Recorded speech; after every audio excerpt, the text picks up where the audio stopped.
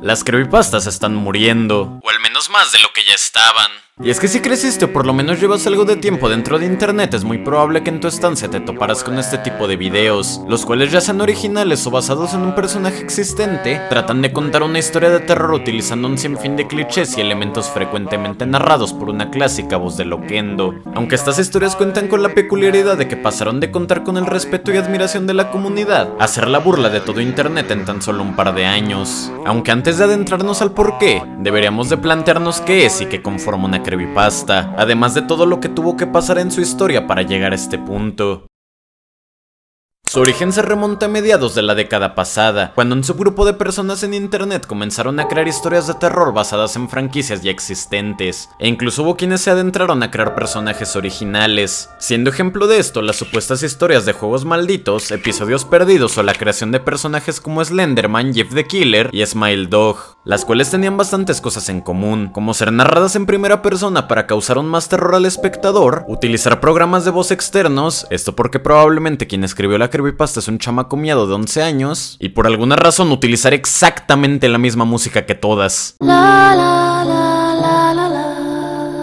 Pero, ¿en qué se diferencian las creepypastas de una historia de terror común y corriente? Nada, bueno, no mucho, ya que por mencionar algo, su nombre viene de la mezcla de la palabra creepy o aterrador y copypasta, lo que se refiere a un texto que suele ser repetido una y otra vez, lo cual nos daría a entender que estas se diferencian en la facilidad de ser compartidas y por ende viralizadas, siendo este el primer punto de su decadencia, la sobreexplotación. Ya que una de las características principales de estas historias es que cualquiera puede crear la suya, y junto a esto, viralizarla en tan solo un segundo, lo cual puede jugar a favor para escritores principiantes que quieran un poco de notoriedad, y en contra para el resto de usuarios, quienes repentinamente se vieron repletos de miles de historias de origen sobre un mismo personaje, o una creepypasta sobre cualquier cosa que te puedas imaginar, saturando de contenido a los fans de antaño y al mismo tiempo ahuyentando a los principiantes que quieran adentrarse en la comunidad, ya que eventualmente todas las historias terminaban siendo un rediseño de las ya conocidas, pero con un distinto personaje y una narración cada vez más basura. Esto ya que por alguna razón las mal escritas solían ser las que llegaban a más público. Y es que originalmente solían tener un toque característico que mencioné anteriormente, el ser historias ficticias que tenían tantos detalles y elementos que incluso podrías considerarlas verídicas, narrando los acontecimientos de tal manera que podrías transportar al usuario dentro de la historia, esto mediante hacer uso de escenarios que simplemente podrán ocurrirle a cualquier persona que caminara por la calle, o bueno, más o menos lo intentaban, dándole más mérito a aquellas que suelen tener algo extra a la historia, como un video o un audio, siendo un ejemplo claro la historia de User Developer. Y es que el video puede estar feo, mal hecho, mal grabado y etcétera, un montón de cosas, pero le da un toque mucho más verídico a una historia que de antemano sabes que es falsa. Aunque todo aquello se vino abajo con las historias más nuevas, ya que conforme la popularidad de las mismas fue aumentando, la creatividad disminuyó, y las cosas originales se acababan eventualmente, generalizando la mayoría de creepypastas a un episodio perdido, ojos hiperrealistas, no le di importancia, me dieron un juego maldito, me encontré un VHS y bla bla bla bla. De tal manera que podría seguir narrando por horas el sinfín de clichés que fueron acabando lentamente con el interés por ellas, porque cuando habías escuchado 10, ya las habías escuchado todas, algo sumamente cansino para el usuario.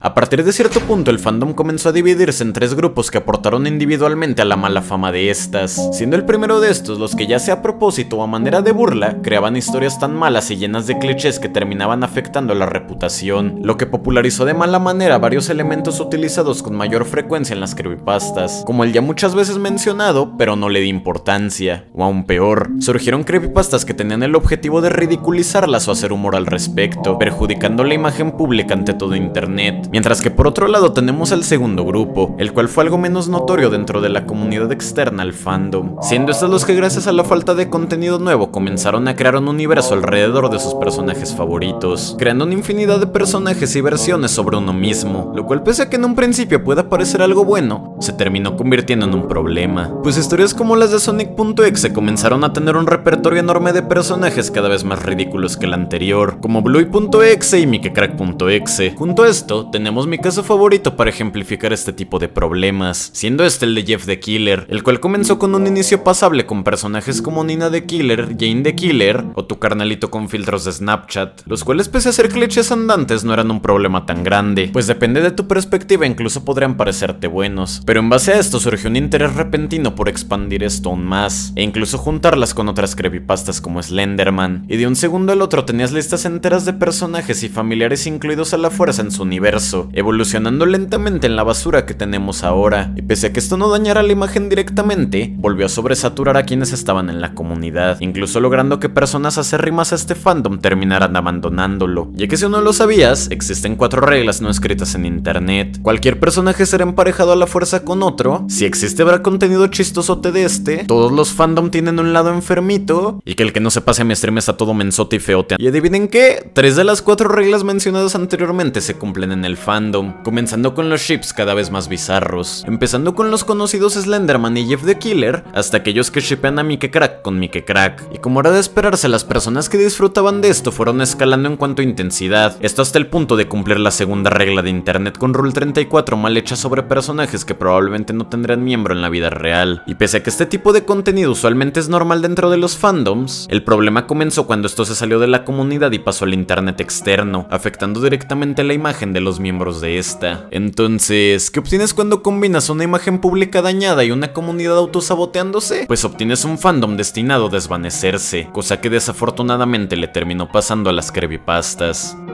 A este punto, el terror en internet ha pasado por un extenso camino, y desde luego las creepypastas formaron parte de este ciclo de ser reemplazados por versiones más modernas y acordes a la época en la que nos encontramos, evolucionando elementos como lo serían las cintas VHS, videos sobre personas que mientras se encontraban en la calle llegaron a encontrarse con cortometrajes de sucesos paranormales, los cuales son mostrados a simple vista hacia el espectador, siendo un formato mucho más llamativo y un claro reemplazo de las creepypastas, esto ya que comparten un sinfín de características en común, mientras que por otro lado las carencias de una son las virtudes de otra. Las creepypastas no suelen mostrar mucho, pero suelen tener una narración sumamente descriptiva, mientras que los VHS te muestran todo pero no dicen absolutamente nada, dejando todo lo que ocurre a la interpretación del usuario. ¿Y qué pasó con los personajes? ¿Fueron reemplazados? Esto ya que la popularidad de los personajes clásicos como Slenderman, Jeff the Killer o Smiley Dog fue decayendo sin frenos, mientras que los más nuevos fueron creciendo y poco a poco los terminaron opacando. Esto al ir dirigidos a un público que creció con otro tipo de historias, cambiando por completo estos personajes de la memoria colectiva, teniendo casos de reemplazos directos como el de Smiley Dog y el perro comiendo cereal con cuchara, ambos tratándose de animales mostrando cualidades humanas, esto ya sea mediante una sonrisa o simplemente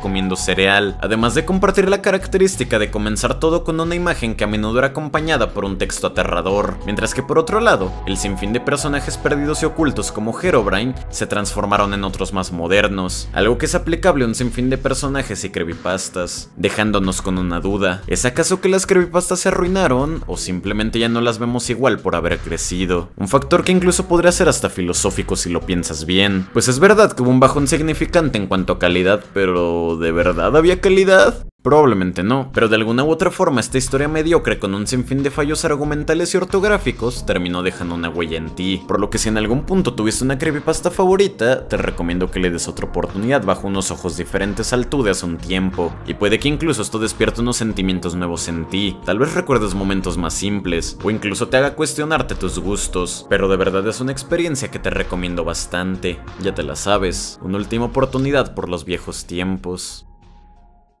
¿Qué onda, carnalitos? Aquí el creador del bodrio que acaban de ver. Nomás para decirles 3 cosas. Primero que nada, la neta, gracias por el apoyo de los últimos meses. Segundo, pues hago streams ahí por si se quieren pasar esas cositas para ver más seguido, saber de mí. De vez en cuando hablamos y damos adelantos sobre los próximos videos. Y por último, shoutout a la primera persona que usó la función de miembros del canal. Si quieres formar parte del grupito de personas especiales, pues ahí al lado del botón de suscripción ahí sale algo de unir. Y pues ahí puedes, y esas cositas.